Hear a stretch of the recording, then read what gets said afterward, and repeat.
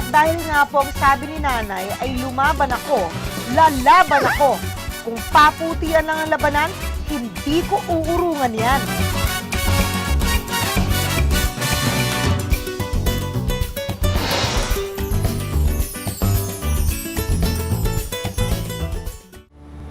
Aba, pumuputi ka na.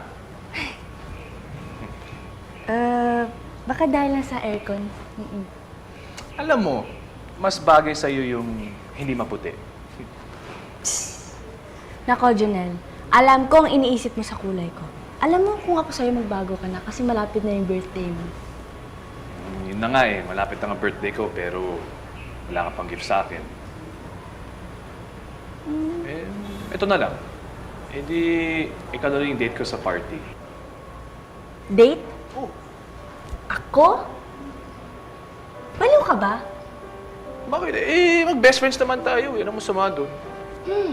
Sige. Pero sa isang kondisyon. Kung matalo mo ako sa isang laro. Ano yun? Dating gawi. Kumurap, talo. O sige, game ako. Game. Teka. 1, 2, 3. Kukurap na yan. Mauna ka.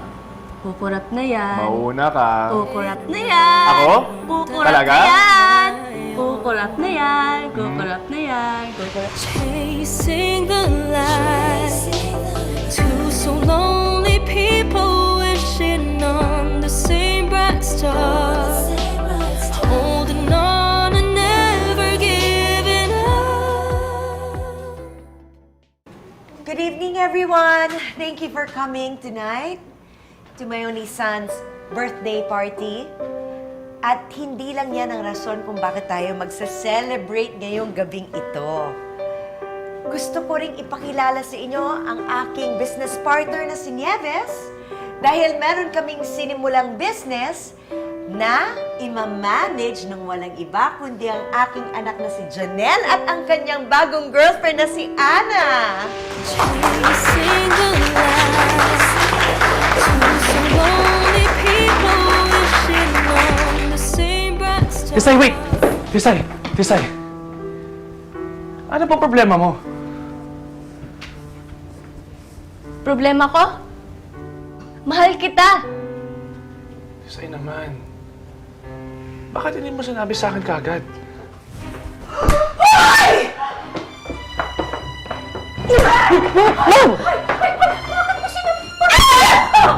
Bandos ka! Bakit mo ako sinampal, ha? Alam ko na amo ko kayo. Pero pag sinaktan mo ang anak ko, ibang usapan na to. Anong feeling mo? Na ikaw lang ang nanay dito? Aba!